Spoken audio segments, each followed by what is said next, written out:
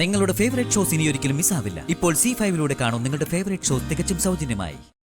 എന്തായാലും അച്ഛൻ പറഞ്ഞ പോലെ ഞാൻ പ്രിയങ്കയുടെ അടുത്തേക്ക് പോവാ.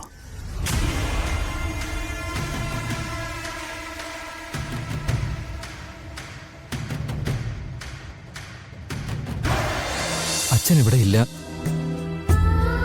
ഇവനാണെങ്കിൽ കാണുന്നില്ല എന്ന് പറഞ്ഞിട്ട് എനിക്കെല്ലാം കൂടി തീർന്നു പോകുന്ന പോലെയാ തോന്നിയേ.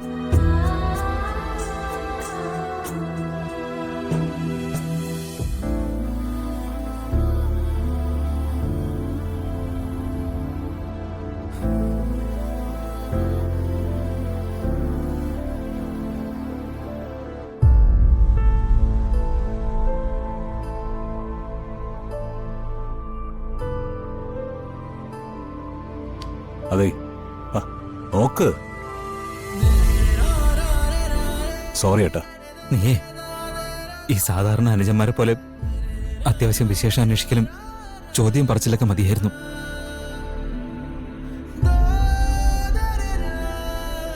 അങ്ങനെ ആകുമ്പോ നിന്നിൽ നിന്നും ഞാൻ കൂടുതലൊന്നും പ്രതീക്ഷിക്കില്ലല്ലോ.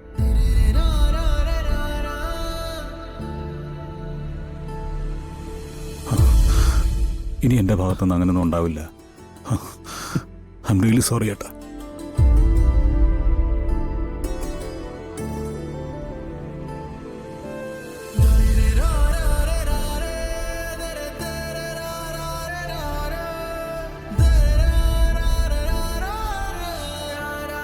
എന്നാ പിന്നെ നീ ഒരു കാര്യം ചെയ്യ, പോയി പ്രിയങ്കയെ വിളിച്ചോണ്ട് വാ.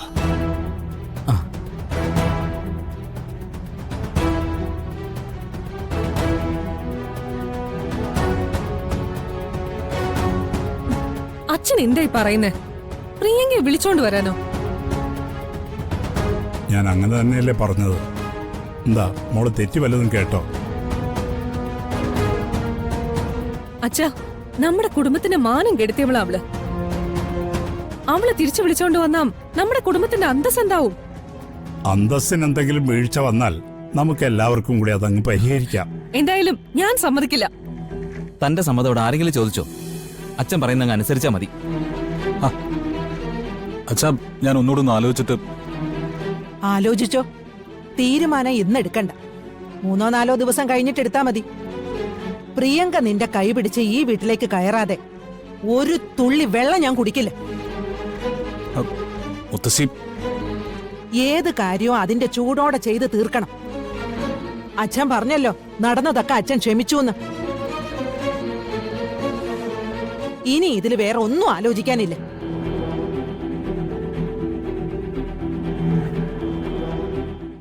ഇത് തന്നെയാ ഇവിടുത്തെ കുഴപ്പം. ആരെങ്കിലും എന്തെങ്കിലും കാണിച്ചാ വായും പൊളിച്ച് നിന്നോളും. അപ്പൊ പിന്നെ വന്നു കയറുന്നവർക്ക് എളുപ്പമായല്ലോ പറ്റിക്കാൻ.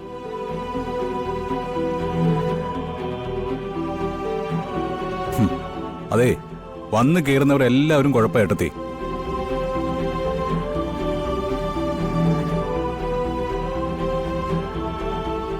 അതിലിപ്പോ ആരാണ് മുൻപന്തിയിലെന്നൊരു മത്സരം മാത്രമേ ഉള്ളൂ.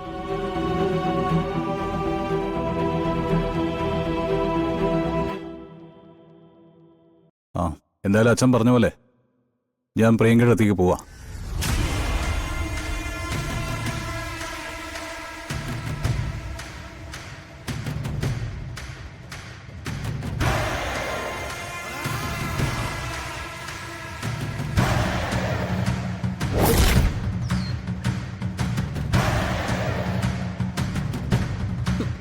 അങ്ങോട്ട് അമർത്തി തടവഴി. അതെ, നീ ഇങ്ങനെ കുളിക്കാതെ നനയ്ക്കാതെ ഇരുന്നിട്ട് കാര്യമൊന്നുമില്ല. ഒരു വിവാഹബന്ധമാവുമ്പോ ചില പൊട്ടലുകളും ചീറ്റലും ഒക്കെ ഉണ്ടായിന്ന് വരും. ഒരു സമയമാകുമ്പോ അതങ്ങ് കഴിയുകയും ചെയ്യും. എന്താടി, കൈ കഴിച്ചോ നിനക്ക്? ഇല്ല. അങ്ങോട്ട് തടവടി.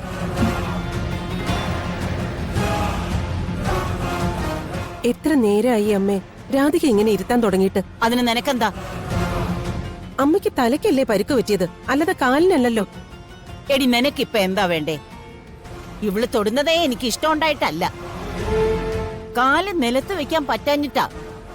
ഒട്ടുമയ്യെങ്കിൽ നമുക്ക് ഹോസ്പിറ്റലിൽ പോവാമേ. ഓ, അതൊന്നും വേണ്ട. കഴിഞ്ഞ ദിവസം പോയതിന്റെ തന്നെ കുറെ ഗുളികകൾ കഴിക്കാനുണ്ട്. ഇനി അതിന്റെ കൂടെ വേറെ വാങ്ങിച്ചിട്ട് എന്തിനാ? യശോദേ, ഞാനൊന്ന് പുറത്തു പോയിട്ട് വരാം. പറ്റിയ കണിമംഗലം വരെ ഒന്ന് പോവുകയും ചെയ്യാം. അതിന് നീ എന്തിനാ കണിമംഗലത്ത് പോകുന്നേ? പ്രിയങ്ക മോളെ പിടിച്ച് അടുത്തിരുത്തി കൊണ്ട് കൊഞ്ചിക്കുമ്പോ അമ്മയ്ക്ക് സമാധാനം കിട്ടുന്നുണ്ടാവുമായിരിക്കും. പക്ഷെ എനിക്കത് കിട്ടുന്നില്ല. യശോദ, ഞാൻ ഇറങ്ങുക.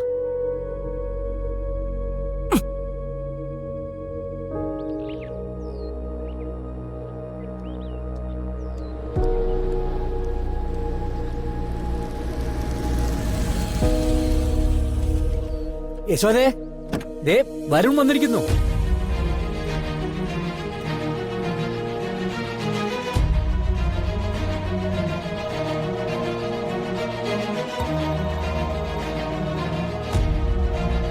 എടീ, എണീറ്റ് പോടി.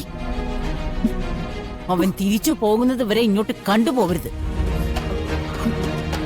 പ്രിയങ്കയും വരുണും തമ്മിലുള്ള ബന്ധത്തിന് എന്തെങ്കിലും പ്രശ്നം ഉണ്ടായാ അതിന്റെ മുഴുവൻ കാരണക്കാരി നീയായിരിക്കും. പറഞ്ഞത് കേട്ടില്ല. എണീക്കടി, പോങ്ങോട്ട് പോവാൻ.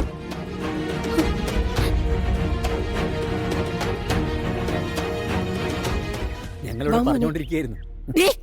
എന്തോന്നടി വായി നോക്കി നിൽക്കുന്നേ? പോടി, എടി അകത്തേക്ക് പോവാൻ.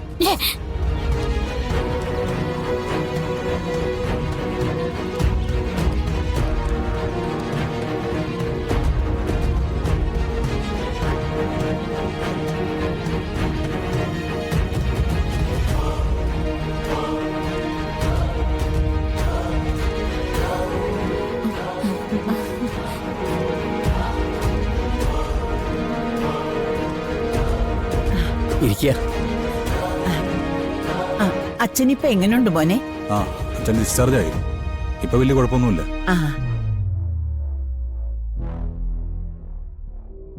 അത്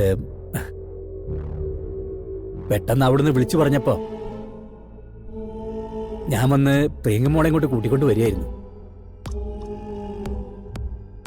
മോള് ഞങ്ങളോട് ചില കാര്യങ്ങളൊക്കെ പറഞ്ഞു. പക്ഷേ സ്വന്തം മകള് പറഞ്ഞുകൊണ്ട് അത് കണ്ണടച്ചങ്ങ് വിശ്വസിക്കുകയല്ല ഞങ്ങൾ ചെയ്തത്. തിരക്കുകൾ കഴിഞ്ഞ് മോൻ വരട്ടെ, എന്നിട്ടാവോ ബാക്കി കാര്യങ്ങൾ എന്നാ ചിന്തിച്ചത്. ഇവളുടെ ഭാഗത്തു നിന്ന് എന്തെങ്കിലും തെറ്റുകൾ പറ്റിയ മോന് ഞങ്ങളോട് പറയാം. ഞങ്ങളത് പറഞ്ഞ് തിരുത്തിച്ചോളാം. അല്ലാതെ ഇങ്ങനൊരവസ്ഥയില് അവൾ ഇവിടെ വന്ന് നിൽക്കുന്നത് സഹിക്കാനാവാത്ത കാര്യ.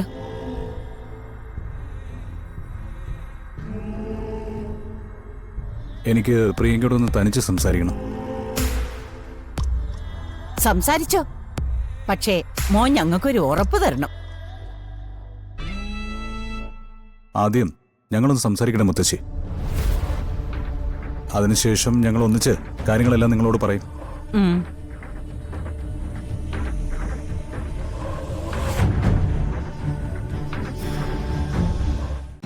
ഡൗൺലോഡ് ചെയ്യൂ C5 ആപ്പ്. കാണൂ എല്ലാ എപ്പിസോഡുകളും സൗജന്യമായി.